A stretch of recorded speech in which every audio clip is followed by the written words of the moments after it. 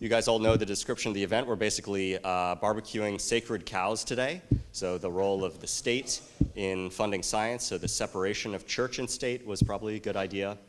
Separation of science from state is another prospect that we'll debate today. And so to start us off, I want to give a great thank you to Julija Rabchuka, who secured this space for us and who is president of the Oxford Venture Capital Society. So a round of applause for Julija, please. If you want to say a few words, feel free. Hello everyone, my name is Julija, and this is the first Oxford Venture Capital event that we're doing for the new year. We are starting the society with a very strong event with Sebastian, Michael, and a lot of very interesting speakers. Moving ahead, Oxford Venture Capital, to those who don't know, is a society where we run both flagship program events introducing venture capital to people who don't know anything about it. We train people from how to do investment memorandums to actually how to do company valuations, how to pitch, and how to present your companies in front of investors. We hire investment funds to come and give you talks of what investors are looking for, as well as making recruitment events for people who actually want to bridge the small gap that we would like to have in the Death Valley from science. We also started to bring events from the Said Business School, which is very popular, from bootstrapping and venture capital events to actually bringing them to the science area where science actually happens. I myself am a third-year PhD student working on biophysics of blood exchange, and I am interested in bridging that and bringing it into the industry. Sebastian's been very supportive, and he will continue working with us in the coming year to continue events like this. So I want to bring to you the panel, starting with Sebastian, who will introduce the event, and we will have some closing thoughts at the very end. All right. Take it over. All right, cheers. Okay, so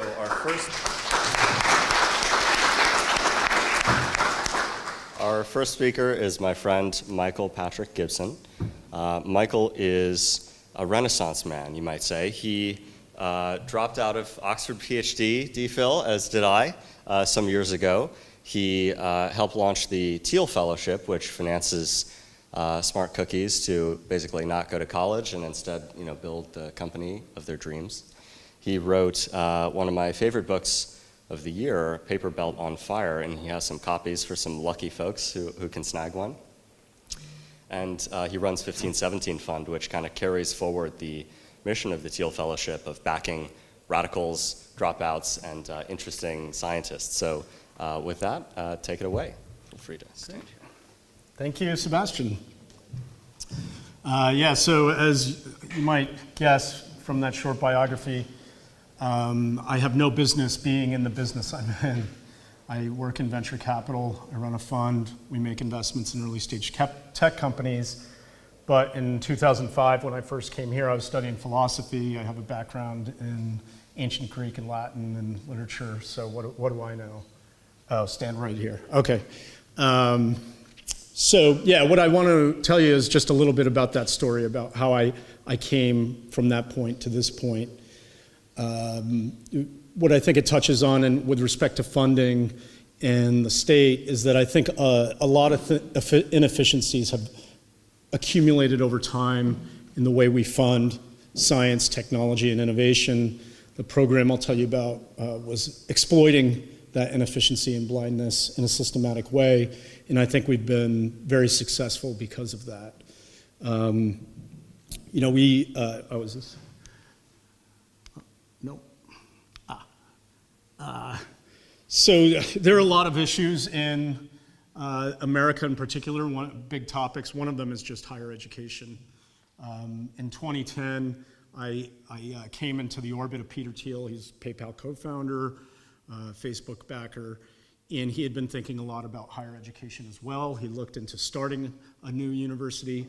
It turned out that was very difficult to do, not only for reasons of regulations and getting accredited, but also prestige. It's just very hard to create an institution that people want to attend. In the US, I don't know what it is in the UK, but we're looking at 1.7 trillion in student debt. The costs are going up in the United States, and I think that it's increasing here, but nowhere nearly at this rate. I can see over here, so I don't have to look up. And despite paying more and going more into debt, the incomes aren't rising to meet that. So we're seeing a lot of people graduate with debt, and they're no longer able to pursue their passions or high risk, high reward idea. Instead, they have to take a safe but well-paying job at what they don't consider their life's work. So in 2010, I met Peter Thiel, and there's a political issue too. Maybe this is too bold a statement, but as well, campuses have become quite radical, and maybe that's preventing people from doing interesting work. So in 2010, we started the Thiel Fellowship. It was my first day of work. I did not see this coming. I was hired for other reasons. And Peter had this idea that, okay, what if we just gave people $100,000 to pursue their idea, and there would be two requirements. The first was that they could not be enrolled in a university when they pursued the project. And the second was that they had to be 19 and under when they applied. Now, the reason he chose 19 and under was mainly for two reasons. One was because he was the first investor in Facebook, and Zuckerberg and Sean Parker. Zuckerberg was 19, 20 when he pitched Peter on Facebook in 2004. So I think there was something in that. But secondly, and probably more importantly, it was like, can we entice people to do things before they accumulate debt? And so we launched this program in September 27th, 2010. I can tell you that because it was my first day of work. Right away, we had people who hated us. Jacob Weisberg, Rhodes Scholar, came out and wrote this op-ed. One of the things he says below is how we were creating the white man's NBA, and so that somehow this was a strange social issue, really taking offense that somehow these people we were going to work with were not going to have well-rounded educations, or they weren't going to have enriched souls because they didn't read great books or something of that nature. This is my favorite. Larry Summers, former president of Harvard, Treasury Secretary of the United States, said that this was the most misdirected piece of philanthropy of the decade, is the full quote, because he was so upset with this idea that we were giving people money to pursue projects outside of the university. But what were the results? I co-ran that program for 5 years, and it's pretty impressive, the number of tech startups that we launched and other types of things. Most famously probably helped, Ethereum, the cryptocurrency. I helped Vitalik launch that in 2014. We are now, I guess the program's been around for 14 years. If you look at the success rate of the people in that program versus other benchmarks, the big accelerator program in Silicon Valley, YC is probably the Harvard of tech accelerators. They've worked with over, 1,500 companies? 4,500. And they have a lot of billion-dollar companies, but if you look in terms of the hit rate, the Thiel Fellowship is astonishing. And the fact that these people, with the limitations I just said, that you had to be 19 and under to apply and create these businesses is truly extraordinary. I don't have it here, but there is a Harvard Business School professor who said that he's worked with 1,200 companies over his 10 years at Harvard Business School, and they have something like $5 billion companies. So, the fact that these teenagers growing in the 20-somethings have created more valuable businesses than Harvard Business School in a decade is pretty wild. Elon Musk, the Walter Isaacson book is pretty good, the biography on Musk. One of the things in there Musk talks about is this algorithm he has for innovating at SpaceX in particular.